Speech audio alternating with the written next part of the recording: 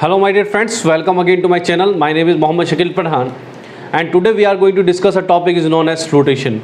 In the flotation we are going to cover stability condition of completely submerged body like submarines, and also we are going to cover stability condition for partially submerged body, and we will discuss about the meta center and the question related to meta center also.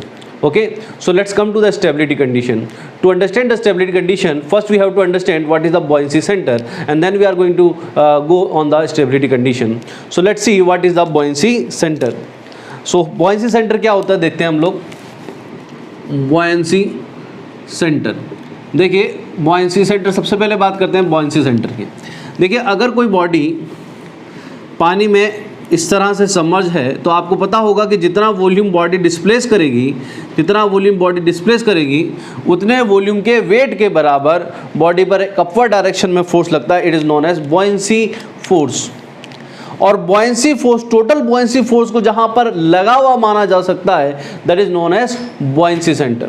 तो buoyancy centre क्या होगा, देखिए यहां पर my dear friends, इतना volume अगर पानी में डूबा हुआ है तो इस वॉल्यूम का जो सेंटर होगा that is known as buoyancy centre, या फिर centre of displaced volume is known as buoyancy centre, या centroid of displaced volume is known as buoyancy centre. तो buoyancy centre is centre of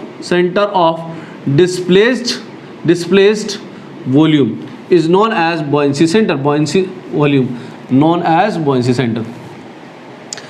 okay, अब अगर ये buoyancy center है तो इससे total force, buoyancy force can assume as suppose to be acting, इससे total buoyancy force को हम लगा हुआ माना जा सकता है. Is that clear? सो यहाँ पर हमारा buoyancy force क्लियर है, buoyancy center क्लियर है. buoyancy center क्या हो रहा है, जो सबमर्ज वॉल्यूम है, जो डिस्प्लेस वॉल्यूम है, उसका सेंटर क्या कहलाएगा, buoyancy centre. Very simple. Gravity centre क्या होता है, पूरी बॉडी का जो सेंटर होता है उसको ग्रेविटी सेंटर करते हैं, जहां पर बॉडी का टोटल मास एक्ट माना जा सकता है. तो बुओयेंसी सेंटर, ग्रेविटी सेंटर, दो सेंटर बहुत ज्यादा इंपॉर्टेंट है, याद रखना. तो अगर ग्रेविटी सेंटर की बात करूं तो ग्रेविटी सेंटर क्या होगा, पूरी बॉडी का सेंटर. तो पूरी बॉडी का सेंटर कहां होगा, मिडिल में. और ये वो सेंटर होता है जिससे हम लोग mg को एक्ट मान सकते हैं. तो mg यहां से लग रहा होगा, mg. ओके, mg की डायरेक्शन बॉटम होगी और बुओयेंसी सेंटर क्या होगा, अपवर्ड होगा. Is that clear? Very very simple. Now come to the stability condition of body, कि अगर कोई बॉडी कंप्लीटली स्टेबल कंडीशन में है, if a body in stable condition, तो हम ये बात करेंगे stability condition of a body. अगर कोई बॉडी स्टेबिलिटी कंडीशन में है तो क्या होगा, देखिए अगर हम कोई एक रेक्टेंगल बॉडी बनाते हैं जो पानी में हाफ सबमर्ज है इस तरह से, और कुछ पोर्शन इसका बाहर है, तो इसके बीच में से पास होने वाली ये जो एक्सिस है, ये इसके सेंटर से भी पास होगी. इस एक्सिस को नाम है सेंट्रोइडल एक्सिस. कौन सा नाम है, सेंट्रोइडल एक्सिस. इसको बोलते हैं सेंट्रोइडल एक्सिस. अब आपको, जैसा कि आपको पता है कि बॉडी का जो सेंटर होगा उससे लगने वाला फोर्स क्या होगा, mg, और इसको ग्रेविटी सेंटर कहते हैं. gc से रिप्रेजेंट कर रहा हूं, ग्रेविटी सेंटर. अब जितना वॉल्यूम सबमर्ज हो रहा है, डिस्प्लेस हो रहा है, कितना वॉल्यूम डिस्प्लेस हो रहा है, इतना इसका जो सेंटर होगा इसको हम क्या बोलते हैं, बुओयेंसी सेंटर. इससे मैं इसको रिप्रेजेंट कर रहा हूं. अगर ये बॉडी स्टेबल कंडीशन में, स्टेबिलिटी कंडीशन में है, तो यहां पर दो condition must be fulfil. First condition for stability, first condition है the buoyancy centre, buoyancy force should be equal to, किसके बराबर होना चाहिए, ग्रेविटी फोर्स के. बुओयेंसी फोर्स किसके बराबर होना चाहिए, ग्रेविटी फोर्स के. पहली कंडीशन तो ये है. एंड दूसरी condition, the line of action, अभी बात करेंगे इस पे लाइन ऑफ एक्शन के. Line of action of both force should B same. दोनों का लाइन ऑफ एक्शन सेम होना चाहिए, शुड बी सेम. देखिए अगर कोई फोर्स है, कोई फोर्स वेक्टर आप ऐसे बनाओ, तो इस फोर्स वेक्टर की डायरेक्शन में जो अगर लाइन खींचोगे इसको बोलते हैं line of action. It is known as line of action. Okay, तो अगर मैं यहां पर ग्रेविटी फोर्स का जो फोर्स वेक्टर होगा वो डाउनवर्ड डायरेक्शन में होगा. अगर इसका लाइन खींचोगे, लाइन ऑफ एक्शन, इसको आगे और पीछे बढ़ा दो तो ये इसका लाइन ऑफ एक्शन होगा. इसी तरह से बुओयेंसी फोर्स का जो डायरेक्शन होगा वो स्ट्रिक्टली अपवर्ड होगा, तो इसके फोर्स वेक्टर को एक्सटेंड करते हुए लाइन खींचोगे तो ये लाइन ऑफ एक्शन होगा, तो दोनों का लाइन ऑफ एक्शन यहाँ पर क्या कर रहा है, कोइंसाइड कर रहा है। अंडरस्टैंड? और अगर यहाँ पर बॉयंसी सेंटर और ग्रेविटी सेंटर बराबर हैं और लाइन ऑफ एक्शन दोनों का कोइंसाइड करे, इसका मतलब बॉडी स्टेबल कंडीशन में है। लेकिन अगर लाइन ऑफ एक्शन कोइंसाइड ना करें, लाइन ऑफ एक्शन कोइंसाइड ना करे, इसका मतलब कंडीशन कुछ ऐसे हो सकती है कि अगर बॉडी टिल्ट हो, देखो ऐसे ये बॉडी टिल्ट हो, अंडरस्टैंड?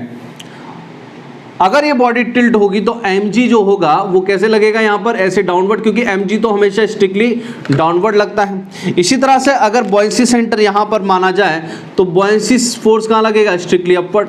तो इसका लाइन ऑफ एक्शन खींचो और इसका लाइन ऑफ एक्शन खींचो, देख लो आप दोनों अलग अलग हो जाएंगे। ऐसा होने से होगा क्या कि ये बॉडी कंप्लीटली स्टेबल कंडीशन में नहीं होगी।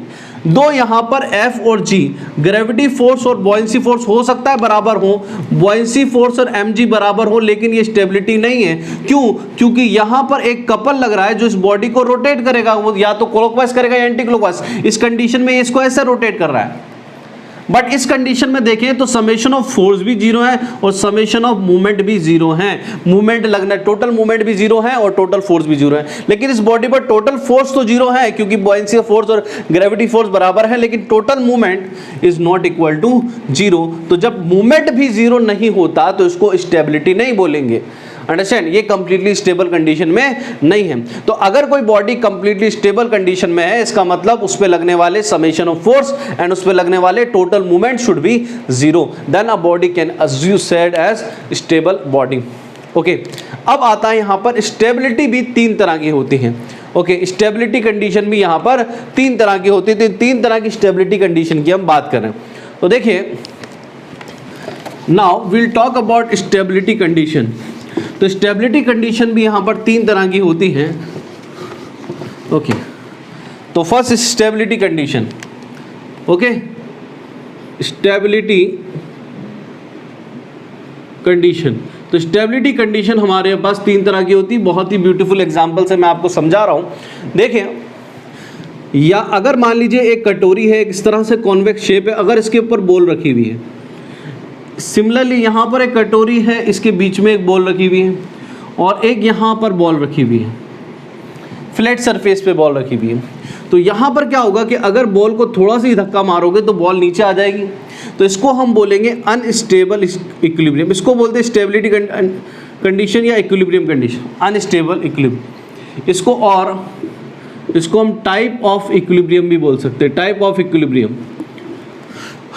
इसको बोलेंगे अनस्टेबल इक्विलिब्रियम। इसका मतलब अगर देखो तीनों बॉल इक्विलिब्रियम में है, तीनों का जो वेट है वो नॉर्मल रिएक्शन से बैलेंस होगा सरफेस की। तीनों ही बॉल स्टेबल कंडीशन में है, इक्विलिब्रियम में, लेकिन ये कौन सा इक्विलिब्रियम कहला रहा है, अनस्टेबल। क्योंकि अगर इसको इक्विलिब्रियम कंडीशन से थोड़ा भी डिस्टर्ब किया गया तो ये वापस से कभी अपनी इक्विलिब्रियम कंडीशन में या इनिशियल कंडीशन में वापस नहीं आएगा। इसलिए इस इक्विलिब्रियम को क्या बोलेंगे, अनस्टेबल इक्विलिब्रियम। इक्विलिब्रियम तो है, अगर थोड़ा भी डिस्टर्ब करोगे तो इक्विलिब्रियम डिस्टर्ब हो जाएगा। इस कंडीशन को हम बोलेंगे स्टेबल इक्विलिब्रियम, स्टेबल इक्विलिब्रियम। क्योंकि अगर मैं इस बॉल को इधर डिस्टर्ब कर दूं या इधर डिस्टर्ब कर दूं, ये वापस से अपनी पोजीशन में आ जाएगी। इसलिए इसको क्या बोलेंगे हम, स्टेबल इक्विलिब्रियम कंडीशन। और ये क्या कहलाता है, इससे बोलते हैं न्यूट्रल इक्विलिब्रियम कंडीशन। इसका मतलब अगर मैं इधर डिस्टर्ब करूं तो बॉल यहाँ जाके इक्विलिब्रियम कंडीशन बना लेगी, इधर डिस्टर्ब करूं तो जहाँ जाएगी वहीं पर ये इक्विलिब्रियम कंडीशन जनरेट करती है, इसलिए इसको न्यूट्रल इक्विलिब्रियम कंडीशन बोलते हैं। तो ये तो हमने तीन तरह की इक्विलिब्रियम कंडीशन को देखा। अब ऐसी कंडीशन हमें कहाँ देखने को मिलती है, हमारी जनरल लाइफ में। तो कई बार आपने गए होंगे मेले वगैरह में, तो मेले वगैरह में एक गुड्डा आपने देखा होगा बचपन में, तो उस गुड्डे को आप घूसा मारते हो बहुत तेज, गुड्डा टेढ़ा हो जाता है लेकिन फिर वापस सीधा हो जाता है। फिर आप दूसरी तरफ से घूसा मारते हो, फिर वो टेढ़ा हो जाता है, फिर वापस सीधा हो जाता है, यहाँ तक कि आप उसको चढ़ जाते हो, उसके ऊपर बैठ जाते हो, ठीक है, वो लेट जाता है और फिर वापस जब उठते हो तो वो गुड्डा वापस सीधा हो जाता है। ऐसे कभी अगर आपकी टेबल पे बॉटल रखी है तो बॉटल के साथ ये एक्सपेरिमेंट करके देखना कि जब बॉटल पूरी भरी हुई होगी तो उसको गिराना आसान होगा, जल्दी गिर जाएगी। लेकिन बॉटल में अगर पानी आधा भरा हुआ है तो उसको आप गिराना कोशिश करना, तो थोड़ा सा डिस्टर्ब करोगे बॉटल वापस से अपनी इनिशियल कंडीशन में आएगी, थोड़ा इधर डिस्टर्ब करोगे तो बॉटल वापस अपनी इनिशियल कंडीशन में आएगी। इसका मतलब वो इस तरह की स्टेबल कंडीशन डिजाइन करेगी। लेकिन अगर बॉटल पूरी भरी होगी तो वो इस तरह की कंडीशन होगी, थोड़ा भी डिस्टर्ब करोगे तो बॉटल गिर जाएगी। ये जनरल लाइफ है, अंडरस्टैंड। इस तरह से हमने देखा है, तो इसको मैं थोड़ा सा आपको समझा रहा हूँ। या फिर अगर आपने देखा हो कि एक बॉल वाला गेम होता है, बॉल फेंक के वो वहाँ पर कुछ गुड्डे रखे होते हैं, उनको गिराना होता है, तो गुड्डे भी इस तरह से डिज़ाइन होते हैं कि अगर थोड़ा बहुत डिस्टर्बेंस उनको मिला तो वो वापस से सीधे हो जाते हैं, कंप्लीटली वो गिरते नहीं हैं। तो देखेंगे यहाँ पर वो कैसे स्टेबिलिटी कंडीशन जनरेट की जाती है। ओके, फिर उसको हम सबमरीन में एक्सटेंड करेंगे। सो देखिए यहाँ पर कहानी क्या होती है। मान लीजिए हमारे पास वही गुड्डा है, उस गुड्डे की बात करें, उस गुड्डे की डिज़ाइन समझने की कोशिश कर रहे हैं। सो देखिए अगर वही गुड्डा है, सपोज इस तरह का वो गुड्डा है, इस तरह का ही होता है मेनली, और वो गुड्डे इस तरह के होते हैं जिनके नीचे की तरफ अगर कभी आपने गौर किया होगा तो एक वेट, ब्लैक कलर का वेट होता है, अंडरस्टैंड, काफ़ी हेवी वेट नीचे की तरफ रखा होता है, अंडरस्टैंड। अब ये जो नीचे की तरफ हेवी वेट होगा तो ऑब्वियस सी बात है, आपको अच्छी तरह से पता होगा, जिधर ज़्यादा मास होता है ग्रेविटी सेंटर उधर ही शिफ्ट हो जाता है। तो भैया यहाँ पर ज़्यादा मास है तो ग्रेविटी सेंटर इधर नीचे की तरफ शिफ्ट हो जाएगा, तो mg फोर्स इस ग्रेविटी सेंटर के अबाउट लग रहा होगा। क्लियर है यहाँ तक? अब क्या होता है, कोई भी बॉडी एक फिक्स सेंटर के अबाउट रोटेट करती है, उसको ज्योमेट्रिकल सेंटर बोलते हैं हम लोग, कई बार उसको इंस्टेंटेनियस सेंटर भी बोलते हैं, ज्योमेट्रिकल सेंटर। अभी हम लोग उसको ज्योमेट्रिकल सेंटर की तरह ले रहे हैं। अगर आप भी गिरोगे तो आप अपने किसी एक फिक्स सेंटर के अबाउट रोटेट करोगे, और वो फिक्स सेंटर आपका नाभि है, तो आप जब गिरोगे तो आपका सर आपकी नाभि से ज़्यादा दूर है, तो सर में ज़्यादा चोट आएगी क्योंकि सर पे ज़्यादा टॉर्क आएगा। ये फिक्स सेंटर होता है। कोई भी चीज़, कोई भी बॉडी अगर रोटेट होती है तो एक फिक्स पर्टिकुलर सेंटर के अबाउट रोटेट होती है, जहां पर हम ये बोल सकते हैं कि उस बॉडी का मोशन प्योरली रोटेशन मोशन में है, उसको हम फिक्स सेंटर मानते हैं। ओके, उसको हम ज्योमेट्रिकल सेंटर से यहाँ पर रिप्रेजेंट कर रहे हैं। यहाँ तक क्लियर है सबको? ओके। सो क्या होता है, सपोज अगर ये मास नीचे है और आपने उस गुड्डे को घूसा मारा, ऐसे मार दिया घूसा, तो ये गुड्डा क्या होगा, टेढ़ा हो जाएगा, ऐसे इस तरह से वो टेढ़ा हो जाएगा, अंडरस्टैंड। अब टेढ़ा होने के बाद ये वाली पोजीशन बन गई, बात समझ में आ रही है आपको? ये वाली पोजीशन बन गई। अब जो mg फोर्स लग रहा है, मैंने बोला था कि mg कहाँ लग रहा है, नीचे लग रहा है। क्यों लग रहा है? क्योंकि नीचे की तरफ आपने वेट एक्स्ट्रा पुट किया है। मजा आ जाएगा देखना भी। अब देखिए भाई, एक मैकेनिक्स की थ्योरम होती है, इसको ट्रांसमिसिबिलिटी थ्योरम बोलते हैं। उसके अकॉर्डिंग अगर हमारे पास ये फोर्स वेक्टर है और ये इस फोर्स वेक्टर का लाइन ऑफ एक्शन है, तो इस फोर्स वेक्टर को इस लाइन ऑफ एक्शन के अबाउट कहीं पे भी शिफ्ट किया जा सकता है, इफेक्ट में कोई चेंज नहीं आएगा। इसका मतलब इस फोर्स वेक्टर को मैं यहाँ पर भी एक्ट मान सकता हूँ, यहाँ पर भी एक्ट मान सकता हूँ, यहाँ पर भी एक्ट मान सकता हूँ, लेकिन रिजल्ट में कोई चेंजेस नहीं आने वाले। ये मैकेनिक्स की एक थ्योरम होती है। ओके, अब यहां पर उसका क्या रोल है, बात आगे करेंगे। तो पहले मुझे ये बता दो, ये वाला कौन सा सेंटर है? ये वाला भैया ग्रेविटी सेंटर है, ग्रेविटी सेंटर। और मैंने बोला था कि एक ऐसा सेंटर होता है जिसके अबाउट बॉडी रोटेट होती है, या वो फिक्स सेंटर, उसको हमने क्या बोला, ज्योमेट्री सेंटर। तो ये ज्योमेट्री सेंटर होता है। ओके, बात यहां तक क्लियर है? अब होगा क्या कि अगर हम इस mg फोर्स का लाइन ऑफ एक्शन बनाने जाएं, तो देखिए ये लाइन ऑफ एक्शन होगा mg फोर्स का। ओके, अब इस लाइन ऑफ एक्शन से अगर मैं यहाँ पर एक परपेंडिकुलर ड्रॉ करूँ तो कोई किसी को प्रॉब्लम नहीं, प्रॉब्लम है।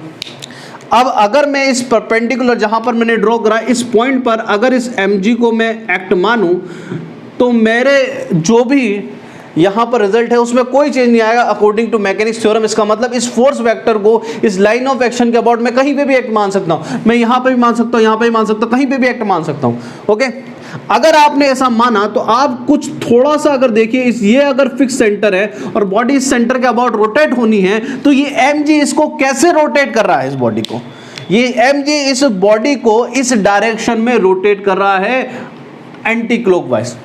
आपने जब इसको घूसा मारा था तो कौन सी डायरेक्शन में रोटेशन दिया था? आपने जब इसको घूसा मारा था तो आपने इसको क्लॉकवाइज डायरेक्शन में रोटेशन दिया था।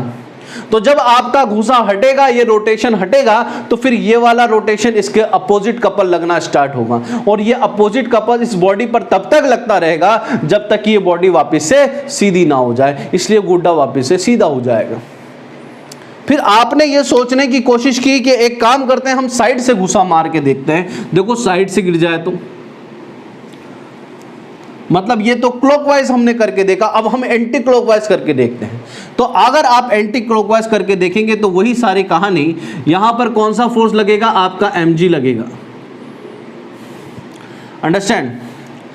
आपने किस डायरेक्शन में घूसा मारा है, इसको रोटेट किया एंटी क्लॉकवाइज अपोजिट डायरेक्शन में, और आप ये सोचने की गुस्ताखी कर गए कि हो सकता है अभी गुड्डा गिर जाए। लेकिन मेरे my dear friends, geometrical centre कहाँ है हमारा? ज्योमेट्रिकल सेंटर यहीं कहीं बीच में होगा। ज्योमेट्रिकल सेंटर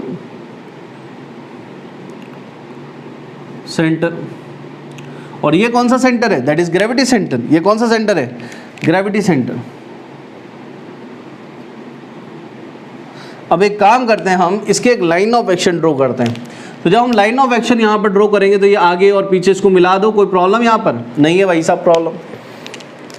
अब इससे इस लाइन ऑफ एक्शन से हम यहाँ परपेंडिकुलर खींचते हैं। जैसा कि मैंने पहले बताया था, अब इस फोर्स को मैं mg के अबाउट यहाँ पर एक्ट मान सकता हूँ। अब मेरा माय डियर फ्रेंड ये बताइए कि अब ये कपल इसको किधर रोटेट कर रहा है? पहले तो इसने एंटी क्लॉकवाइज किया था, अब इसको ये किधर रोटेट कर रहा है? क्लॉकवाइज।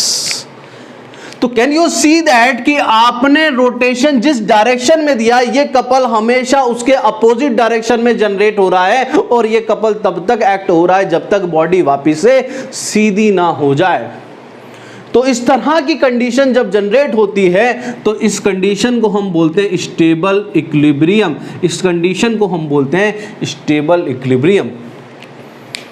अंडरस्टैंड?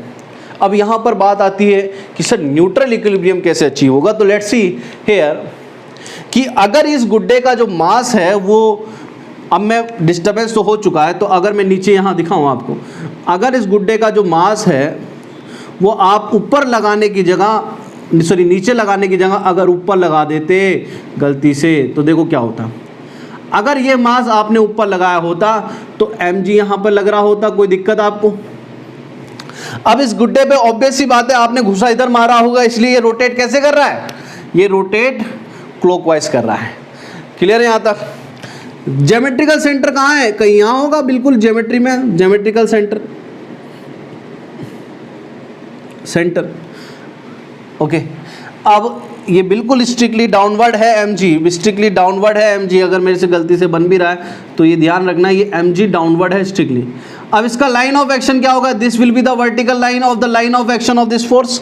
अरे मजे वाली बात देखना, अब मैं यहाँ से परपेंडिकुलर ड्रॉ करता हूँ, mg को मैं कहाँ एक्ट मान सकता हूँ? यहाँ एक्ट मान सकता हूँ। तो my dear friend, can you see that आपने इसको किस डायरेक्शन में रोटेशन दिया? क्लॉकवाइज। अब जो कपल जनरेट हो रहा है वो किस डायरेक्शन में हो रहा है? वो सेम डायरेक्शन में हो रहा है। अगर मैं वेट ऊपर लगा दूंगा तो कपल सेम डायरेक्शन में जनरेट होगा, अगर मैं वेट नीचे लगा दूंगा तो कपल अपोजिट डायरेक्शन में जनरेट होगा। ये कंडीशन स्टेबल इक्विलिब्रियम बनाएगी, ये कंडीशन अनस्टेबल इक्विलिब्रियम बनाने वाली है। इसको बोलेंगे स्टेबल, इसको बोलेंगे स्टेबल इक्विलिब्रियम, और इसको बोलेंगे हम अनस्टेबल इक्विलिब्रियम। यहाँ तक कहानी समझ में आ रही है? इसीलिए अरे ये तो बहुत कॉमन सेंस की बात है, कभी ये एक्सपेरिमेंट खुद घर पे करके देख लेना। अरे 50 किलो की बोरी अगर कोई आपके सर पे रख दे और फिर आपको धक्का दे तो क्या आपको लगता नहीं आप जल्दी गिर जाओगे? Because unstable equilibrium. अगर वही 50 किलो की बोरी अगर आपके पैर पे बांध दी जाए और फिर कोई आपको धक्का दे तो क्या आप आसानी से गिरोगे? नहीं गिरोगे, बिकॉज स्टेबल इक्विलिब्रियम। हो सकता है आप ऐसे झुक के वापस खड़े भी हो जाओ। माइकल जैक्सन का वो मूव नहीं देखा? वो ऐसे झुकता है पूरा, वापस खड़े हो जाता है। उसमें वो क्या करता है? अपने जूतों के अंदर एडिशनल वेट वो लगा देता है, जिसकी वजह से उसका कंडीशन क्या बन जाती है? स्टेबल इक्विलिब्रियम कंडीशन बन जाती है और वापस से वो सीधा हो जाता है। डेंजरस डेंजरस गाना। तो एक बात साफ है कि अगर बॉडी के नीचे ग्रेविटी सेंटर नीचे शिफ्ट हो गया तो बॉडी स्टेबल बनेगी, और ग्रेविटी सेंटर अगर ऊपर शिफ्ट हो गया तो बॉडी अनस्टेबल बनेगी। इसलिए जो गाड़ियां जिनके नीचे की तरफ वेट ज्यादा होता है वो ज्यादा स्टेबल होती है। इसीलिए वेगनार जल्दी पलट जाती है as compare to Swift Dzire, क्योंकि स्विफ्ट डिजायर का इंजन उसके बॉटम में लगा होता है, उसकी जमीन से हाइट कम होती, समझे? इसलिए ऑटो जल्दी पलट जाते हैं, कारें जल्दी नहीं पलटती। तो कोई भी चीज़ को अगर स्टेबल बनाना है तो उसके नीचे वेट ज़्यादा लगाना पड़ेगा। कभी डबल डेकर ट्रेन में अगर आप बैठे हो, जयपुर से दिल्ली के बीच में चलती है, तो डबल डेकर ट्रेन में स्टेबिलिटी की प्रॉब्लम आएगी अगर हमने उसको बहुत ऊंचा बनाया, क्योंकि वेट ऊपर की तरफ ज़्यादा होगा, वेट ऊपर की तरफ ज़्यादा होगा तो ग्रेविटी सेंटर ऊपर शिफ्ट हो जाएगा और कंडीशन कौन सी बनेगी, अनस्टेबल इक्विलिब्रियम। अगर थोड़ा सा भी डिस्टर्बेंस आएगा तो वो ट्रेन पलट सकती है। इसलिए उसको इस तरह से डिज़ाइन किया गया, ऊपर वेट तो बढ़ाया लेकिन अब वेट को नीचे की तरफ और शिफ्ट कर दिया। तो उसमें बेसमेंट में उन्होंने एक कोच बना रखा है जिससे कि नीचे की तरफ वेट बैलेंस रहे। वो पहले नीचे वाले डब्बे भरते हैं और फिर ऊपर वाले डब्बे भरते हैं, अदरवाइज वहां पर स्टेबिलिटी की प्रॉब्लम आ जाएगी। That is the stable equilibrium condition, unstable equilibrium condition. और ये सबमरीन के केस में कैसे काम करता है, कंप्लीटली सबमर्ज्ड बॉडी के केस में कैसे काम करता है, हम उसी पे आते हैं। देखिए यहाँ पर अगर हमारी बात है सबमरीन की, तो देखो सबमरीन क्या होती है, सबमरीन वो होती है जो पानी के अंदर चलती है ना। बहुत सिंपल सी बात है, सबमरीन का मतलब होता है पानी के अंदर चलती है। फॉर्चुनेटली मैंने अरिहंत सबमरीन को खुद अंदर से देखा हुआ है, क्योंकि वो डिज़ाइनिंग हमारे एक फ्रेंड कर रहे थे। देखिए यहाँ पर तो सबमरीन में अगर आपने गाजी अटैक मूवी देखी हो तो थोड़ा सा आपको डिज़ाइनिंग का आइडिया है, नहीं देखी तो बहुत देखना, बहुत अच्छी मूवी है। देखिए पहली मूवी है जिसमें एक्चुअल सबमरीन बताई गई है, तो वहाँ पर एग्जाम्पल लेता हूँ। तो सबमरीन क्या होती है, बेसिकली पानी के अंदर वो मूव करती है। तो सबमरीन के अंदर, पानी के अंदर उसको ले जाने के लिए एक बहुत छोटी सी बात होती है, इसको पानी के अंदर नीचे कैसे ले जाया जाता है।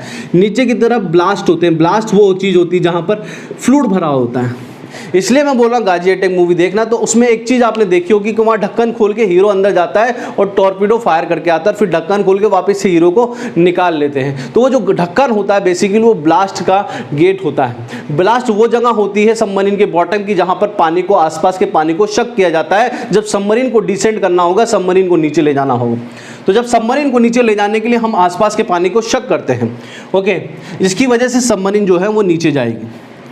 ओके, अब इस पानी को शक करने से पहला काम तो ये हो रहा है कि सबमरीन नीचे जा रही है, और दूसरा जो बहुत इंपॉर्टेंट काम यहाँ पर होता है वो ये होता है कि सबमरीन के नीचे का वेट इंक्रीज हो जाएगा। और मज़ेदार बात आप देखना कि जब सबमरीन के नीचे का वेट इंक्रीज हो जाएगा तो कहानी क्या होने वाली है।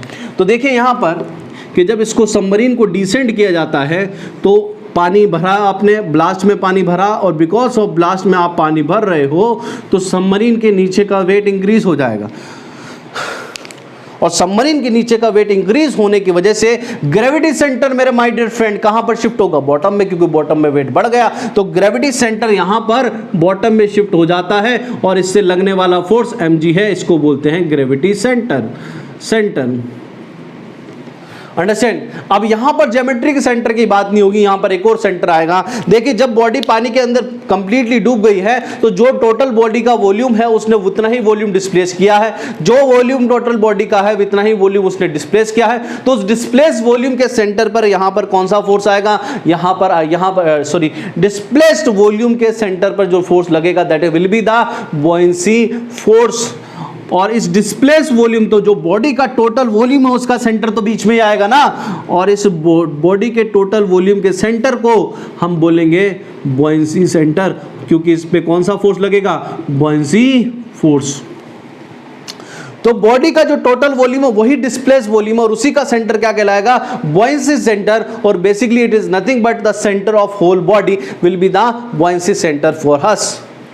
अब होता क्या है कि लहरें आती है, लहरें टकराती है, ऐसा नहीं होता कि लहरें हमेशा ऊपर ही आ रही है सरफेस पे, बॉटम पे भी आती हैं। और सबमरीन में तो और भी डिस्टर्बेंस आ सकते हैं, जैसे कि अगर वो अंडर वाटर माइन से अगर टकरा जाएं तो भी डिस्टर्बेंस आ जाते हैं। कई बार टॉर्पीडो उनसे टकरा जाते हैं, टॉर्पीडो आसपास फट जाते हैं तो उससे भी डिस्टर्बेंस जनरेट होते हैं।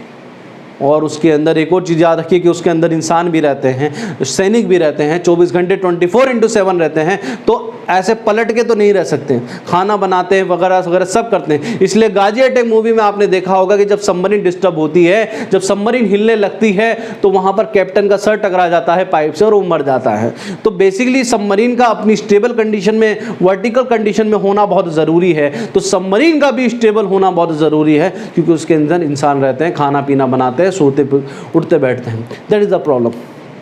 अब देखो यहाँ पर इस स्टेबिलिटी कंडीशन को कैसे जनरेट किया जा सकता है। तो हो सकता है कि बाहर से कोई डिस्टर्बेंस आए और सबमरीन को क्या कर दें, टेढ़ा कर दें, और जब सबमरीन को टेढ़ा कर देंगे तो सबमरीन को वापस से सीधा होना पड़ेगा, क्योंकि ऐसी कंडीशन में तो नहीं रह सकती ना, इंसान ऐसे ऐसे तो नहीं रह सकता, खाएगा पिएगा कैसे। तो कंडीशन क्या होगी, देखिए यहाँ पर मज़ेदार वाली बात है, मज़ेदार वाली बात है। ये जो ब्लास्ट में आपने पानी भरा था, लेट्स सी हेयर, अब देखिए mg फोर्स यहाँ पर क्या लग रहा होगा, डाउनवर्ड डायरेक्शन में mg, अपवर्ड डायरेक्शन में कौन सा फोर्स लग रहा है, that is buoyancy, buoyancy force upward direction में लग रहा है, बुओयेंसी फोर्स।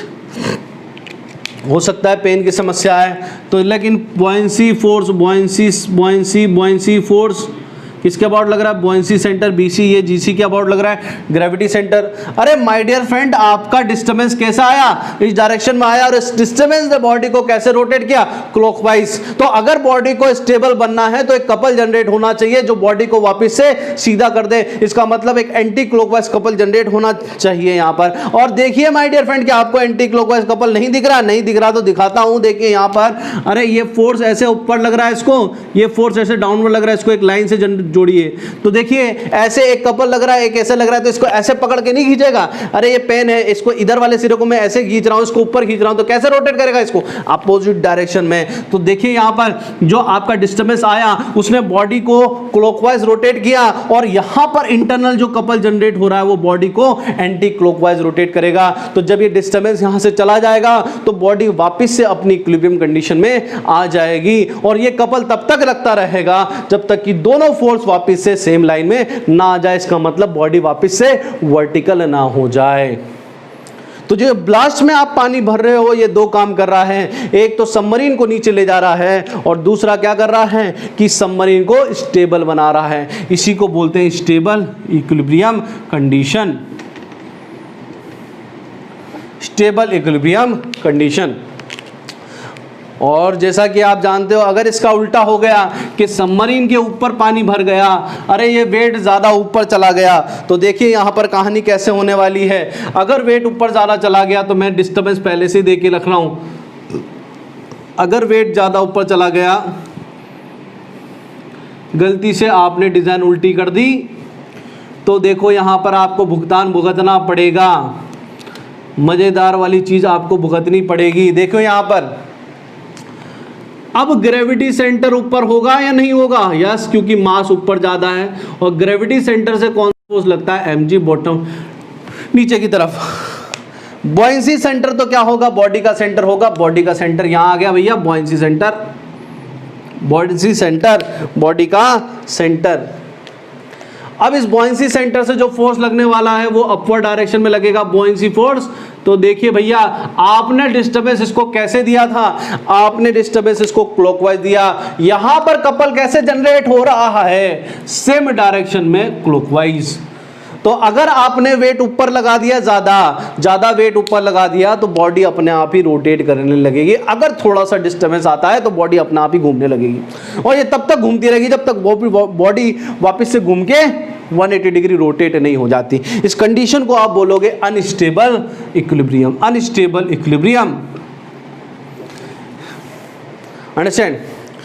दूसरा सबसे इंपॉर्टेंट बात, जितना ज्यादा बॉडी स्टेबल बनेगी, ये किस पे डिपेंड करेगा, जितना ज्यादा इन दोनों के बीच का डिफरेंस होगा, जितना ये दूर दूर होंगे, उतना ही ज्यादा कपल लगेगा। सोचो यहां पर, अगर मैं ये दोनों फोर्स को पास पकड़ूंगा तो थोड़ा कम कपल लगेगा, लेकिन दूर से पकड़ूंगा तो ज्यादा कपल लगेगा ना, टॉर्क ज्यादा लगेगा। टॉर्क क्या होता है, फोर्स इंटू रेडियस, रेडियस हो गया इन दोनों के बीच की डिस्टेंस। जितना ज्यादा टॉर्क लगेगा उतनी ही जल्दी बॉडी अपनी इक्विलिब्रियम कंडीशन में आएगी। इसलिए क्या होता है कि जब वॉर वगैरह होती है, जल्दी से बॉडी को स्टेबल कंडीशन में आना होता है आफ्टर द डिस्टर्बेंस, तो सैनिकों को रेड बटन जलता है, वहां पर रेड लाइट जलती है, और सैनिकों को इंस्ट्रक्शन होते हैं कि जैसे रेड लाइट जले आप अपना काम धाम छोड़ के सब बॉटम वाले चैम्बर में आ जाइए। तो जब लोग बॉटम वाले चैम्बर में आ जाते हैं, इसका मतलब नीचे की तरफ वेट बढ़ जाता है, बॉटम में वाले चैम्बर में आके खड़े हो जाते हैं। तो गाजी अटैक वापस से बात कर रहा हूं कि अगर आपने देखी है तो वहां पर यह भी देखा होगा कि सैनिक घूम के नीचे की तरफ सब एक एक जगह जाके खड़े हो गए। That is the gravity centre. जितना ज़्यादा डिस्टेंस होगा उतनी ज़्यादा बॉडी स्टेबल होगी। तो to become a body stable condition, to become a body in stable condition, what the must condition is that the gravity centre should be below the buoyancy center, and in every stability condition the gravity, the mass should be below. Here the relative position is the gravity center must be below the buoyancy center. अगर ऐसा होगा तो unstable हो गया, और अगर गलती से दोनों सेंटर एक दूसरे को कोइंसाइड कर गए तो क्या हो जाएगा, न्यूट्रल कंडीशन हो जाएगी। देखना आप यहां पर न्यूट्रल कंडीशन भी बना के बता रहा हूं। तो देखिए यहां पर अगर दोनों सेंटर एक दूसरे को कोइंसाइड कर गए और ये कंडीशन हो गई, अरे अगर दोनों एक दूसरे को कोइंसाइड कर गए एम और जी, तो एम जी क्या लगेगा, नीचे लगेगा, बुओयेंसी फोर्स कहां लगेगा, ऊपर लगेगा। तो आप डिस्टर्बेंस तो दोगे, लेकिन यहां पर जो रीस्टोरिंग कपल लग रहा है या डिस्टोरिंग कपल लग रहा है वो नहीं लगेगा। इसका मतलब इसको अपोजिट डायरेक्शन में ना तो मूवमेंट लगेगा और ना ही सपोर्ट में मूवमेंट लगेगा। इसका मतलब जहां पर बॉडी चली गई एक बार वहीं स्टेबल हो जाएगी, वही स्टेबल कंडीशन बना लेगी। और इसी को हम लोग बोला था स्टेबल इक्विलिब्रियम, सॉरी इसको ही बोला था हमने न्यूट्रल इक्विलिब्रियम। इस कंडीशन को हम बोलते हैं न्यूट्रल इक्विलिब्रियम। इसका मतलब अगर कोई ऐसी बॉडी है जिसका ग्रेविटी सेंटर और उसका वॉल्यूम का सेंटर एक ही पॉइंट पर कोइंसाइड कर जाए, तो जिस पोजीशन में बॉडी को छोड़ोगे आपकी बॉडी उसी पोजीशन में रह जाएगी, वो अपने आप ना तो सीधी होगी और ना अपना आप टेढ़ी होगी। That is known as neutral equilibrium condition. तो यहां पर तीन रिलेटिव कंडीशन बनती है, तीन रिलेटिव कंडीशन बनती है कि अगर बुओयेंसी सेंटर, अरे मजेदार वाली बात यहां पर क्या है, बुओयेंसी सेंटर अबव ग्रेविटी सेंटर, तो क्या होगा, सेंटर कौन सी कंडीशन, अरे स्टेबल इक्विलिब्रियम। बुओयेंसी सेंटर लिख लेना, नोट कर लेना, बहुत बार क्वेश्चन आएगा। बिलो ग्रेविटी सेंटर कौन सी कंडीशन, अनस्टेबल इक्विलिब्रियम। और अगर दोनों कोइंसाइड कर जाए, buoyancy centre equal to gravity centre, तो क्या होगा, न्यूट्रल इक्विलिब्रियम कंडीशन। अरे बहुत सिंपल सा याद रख लो, अगर नीचे मास होगा, अरे बोतल का याद रख लो, आपकी बेंच पे पानी की बोतल से ही याद रख लो। अरे सर जब मास नीचे बढ़ जाता है, अरे जब बोतल को पानी पी लेते हो तो क्या होगा, मास नीचे बढ़ जाएगा, पानी की मात्रा नीचे ज्यादा रहेगी, तो ग्रेविटी सेंटर नीचे शिफ्ट हो जाएगा और आधी भरी हुई बोतल ज्यादा स्टेबल होगी एज कंपेयर टू पूरी भरी हुई बोतल। That is the stability condition. So stability condition of completely submerged body, we have a three stability condition for completely submerged body.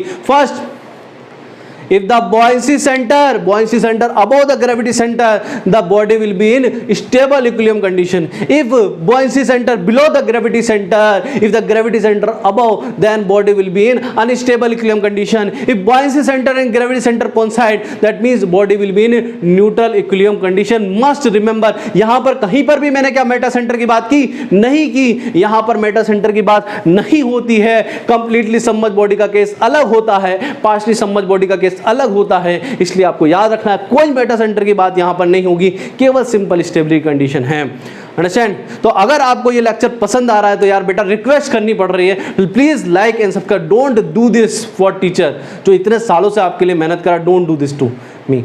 Okay, please like and subscribe to support our. मजा आता है अगर आप लोग रिस्पॉन्ड करोगे तो मैं भी रिस्पॉन्ड करूंगा। Okay, thank you very much.